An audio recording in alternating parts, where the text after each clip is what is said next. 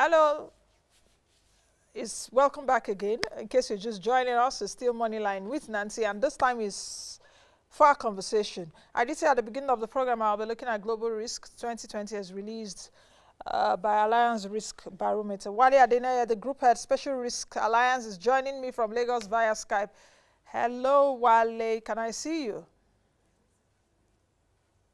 Can you hear me? Good morning. I can hear you clearly. Yes. Wale, how are you today? I'm good. How are you too? I'm well. Can be better.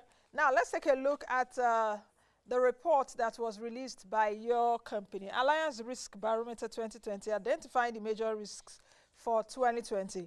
I've gone through the report, but let me start by asking you, in fact, when I was going through it, when I saw the, your theme, Barometer 2020, what came to my mind, perhaps to ask you, is what is Barometer 2020? Should I take it literally? How do you literally explain, or perhaps take a look at barometer? Because my own science taught me that a barometer is a device that measures atmospheric pressure. So did you guys really measure the pressure for global businesses? What's that Barometer 2020 all about? Good morning. Thank you for that. Yes, go ahead.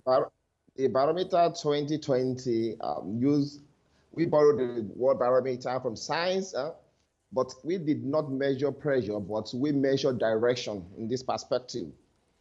So it's basically looking at the direction of the risk that global businesses is going to face in 2020. So Allianz Risk Barometer 2020, it's a publication of Allianz Group Corporate and Specialty.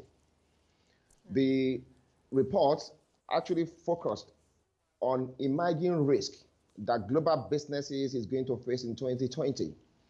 And in coming up with the report, a survey was conducted in over 100 countries with experts over 2,700, which cut across CEOs of companies, insurance experts, risk consultants, and brokers.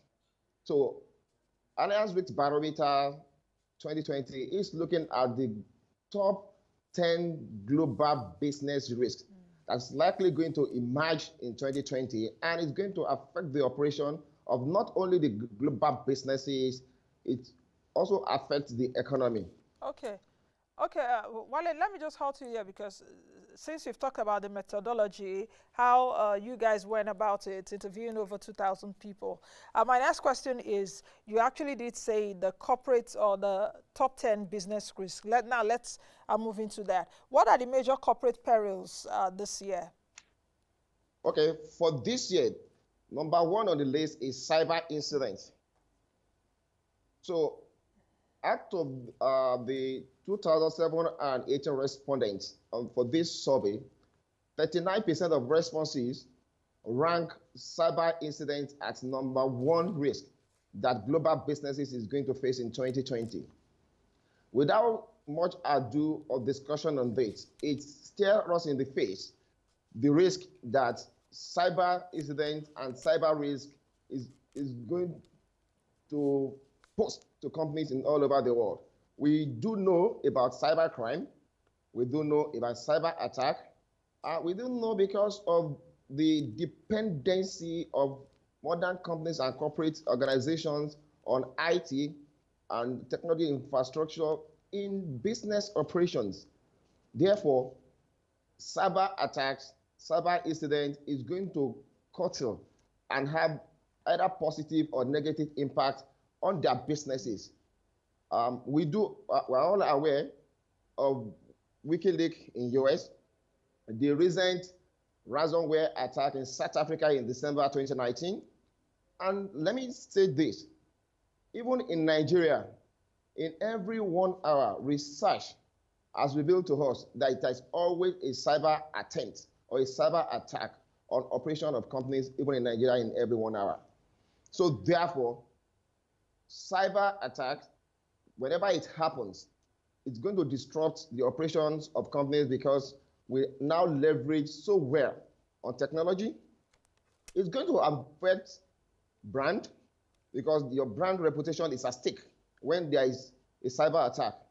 When there's a cyber attack, because of the Data Protection Act as well, if there's a breach of data, definitely the company is going to face litigations from individuals that are affected, which could lead to fines and penalty. So globally, it is the #1 risk.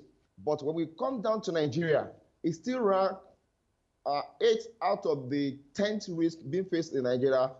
But the risk as well is very real in Nigeria, because payment platform in Nigeria, financial institutions in Nigeria, all leverages on IT, all leverages on technology. So we are not immune to what happened in the global world. Yes, Wale, point taken. But the issue now is that for people watching, one would begin to wonder, if cyber incidents is the top threat, what should businesses do to manage cyber risk and perhaps improve cyber resilience? What should businesses do at this point to protect themselves from cyber attack and improve cyber resilience? Wale, are you with me? Yeah. I'm with you. Okay. Truthfully, why companies are putting all efforts, leveraging on IT to put all necessary measures in place to reduce or to stop cyber attack. And as an insurer, what we have done in Allianz is to develop a product in the event of the possibility of the occurrence of a cyber incident. So at Allianz, we've developed a product called Cyber Liability Insurance Product to take care of the losses and damage that could result if this incident will happen. Okay. Wale, I just have to halt you there because we have a lot. After your interview, I need to take another interview. Let's go over to, you mentioned top threats, top 10 threats. Let's go over to other threats. When I was going through your report, I saw other threats as business disruption. I saw other threats, even around climate change and all of that. So I want you to really speak to those threats very quickly. Okay. Let me quickly come down to Nigeria. So for Nigeria, we have #1 threat for Nigeria. We have macroeconomic development, which ranked 36% for Nigeria. And this for macroeconomic development, we are looking at risk coming from the changes in monetary policy, austerity program of the government, commodity price increase, deflation and inflation. For the commodity price increase, we all witnessed what happened and what is currently happening after the closure of importation by land, which is the restriction on land border importation, and its implication on rice. The increase in price and this consequent effect on the disposable income of the citizenry. It's one. Then secondly, the second risk for Nigeria has to do with theft, fraud, and corruption, which ranked 36% from the responses we got. And looking at corruption, the Allianz Risk Barometer 2020 actually situates that by 2030, 37% of our GDP will be lost to corruption, which means $2,000 per person will be lost to corruption in 2030. Not even far away from it, the Corruption Perception Index report released by the Transparency International actually ranked Nigeria 146th from 144 out of 180 countries that were surveyed in the world. So this actually showed us glaringly in the face that corruption is a major threat and is a major risk in Nigeria. And when we talk of corruption and fraud, it's not only limited to the public sector, we also have corruption in the private sectors. But it is imperative that if corruption is not curbed, if corruption is not stopped in Nigeria, it's going to have a far-reaching implication on the economy. Okay, let's talk about another threat, which was interesting to me, climate change. I don't know if it's going to affect Nigeria, if it's part of the top threats for Nigeria, but taking a look at your report from Allianz as your report, climate change rose to the highest ever position in your risk barometer. You said, of course, that there are extreme calamities threatening the world and businesses right now. Of course, in Nigeria, we're seeing massive flooding. We're also seeing fiercer storms around the world. The droughts are even getting drier and rising seas. We saw, I think, an earthquake in somewhere in Turkey. So how important is global warming right now? Global warming issues to businesses. Is climate change a threat in the case of Nigeria? So I will situate the response to your question from this perspective. Truthfully, climate change is a threat to businesses in Nigeria. Kindly recall that we are in a global economy in which what happens in other parts of the world also affects Nigeria. In terms of product importation, in terms of consumption, Nigeria relies so much on importation. So for argument's sake, for companies that their input for raw materials, let's say, for example, comes from China, and there is an earthquake in any part of China, or as we have fire every year in Australia, it will definitely affect the supply of raw material to a company that is in Nigeria, which definitely will affect production, which definitely will affect output, affect the economic earning of the company, which of course definitely will affect the ability of the company to pay the employees. So climate change affects the whole world, and Nigeria is not immune to the impact of climate change. So businesses should prepare. How should businesses prepare for that, really? You know, how? Okay, to avoid, example, a supply chain disruption, while a business has your supply of input from a country outside Nigeria, if those products could be grown in Nigeria, if those products could be developed in Nigeria, companies should make efforts to localize the supply of their raw materials, which in a way, if there's disruption anywhere in the world, it won't affect or have great impact on their production.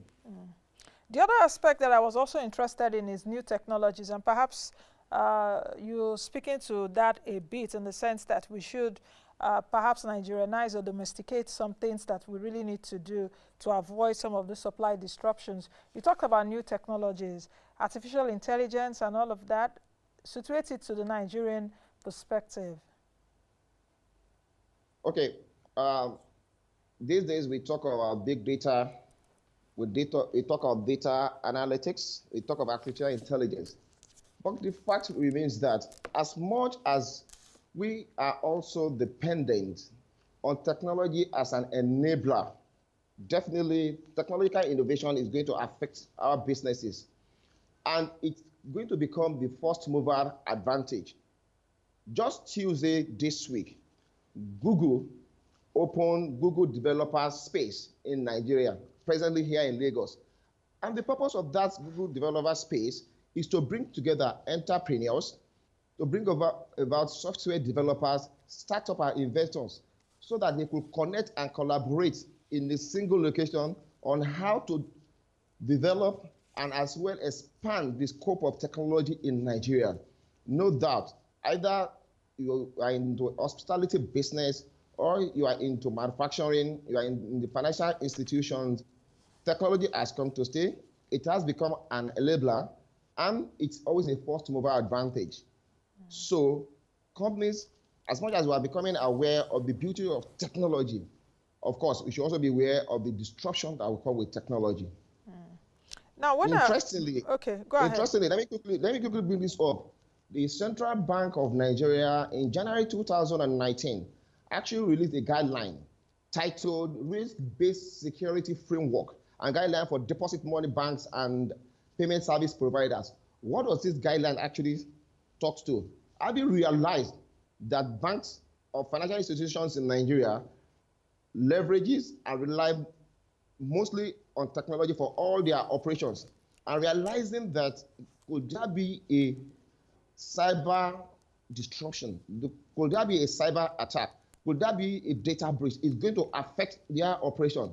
CBN realizes this and they issue a guideline and a framework around the use of technology, to the extent that banks are now mandated to take a cyber liability insurance policy in the event of data breaches. Okay, I was coming to, if there are some certain countries that are really exposed to some of this development and some of this risk, are there some countries that pose this risk? I hope you understand my question. Countries that are exposed to this risk, and are there some countries that pose this risk? Perhaps African countries too included. For countries that are exposed to this risk, all countries are exposed to the risk of cyber. Because if respondents across 100 countries could choose cyber as #1 risk from the world, it shows that we can take that sample to mean that all countries in the world are exposed to cyber incidents. Now, if you want to narrow it to countries that pose threats of cyber, as long as every company leverages on technology and they have developers both for software and their hardware, definitely in every country as well, we have individuals, we have hackers that are threats to everyone that leverages on technology. Okay, but it's not just even technology, it's not cyber attack that you're talking about. Some countries like climate change, I could guess, like it's talked about wildfires, Australia suffering from that. I think Brazil too, with the Amazon forest fire. Yes, that was on last year. You're also seeing that countries or companies can take, perhaps they can also take some precautions, because you see that political differences between nations now are also played in the cyberspace. What is happening perhaps with the US and China? But let me ask you one final question, because we have to go now. Why is Allianz thinking or saying that the directionality of global markets will be hard to predict? When I saw that, I wanted some perspectives to that. So what we are saying here is that that the directionality of the global market is going to be hard to determine. Is looking at the risk, the top 10 risks that we've identified in the world. The truth is that the risk cut across all sectors. So we look at the political sector, the issue of Brexit in the US, the issue of US and China trade war. Then we also look at the cyber incidents, which look at the technological aspect of it. We look at political violence, as we can see, as is happening between US now and Iran. And even political violence is not only about US and Iran. We all know what is happening in among the world leaders. Even bringing down to Nigeria, we can see the impact of political violence and civil unrest.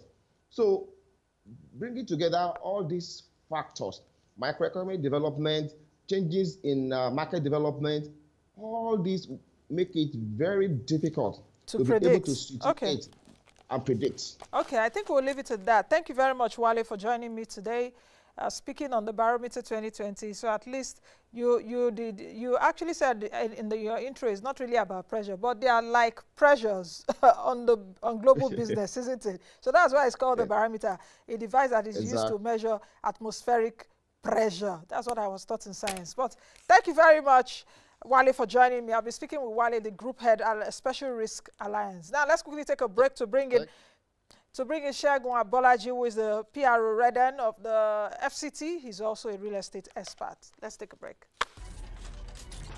Shouldn't we also be knocking the heads of the fiscal authority? Yeah, but because I'm saying, how does the monetary authority succeed if the fiscal side is not supported? That means that whatever the central bank would have done over the years would have been zero. Nancy, we will be professional. Nancy, we will be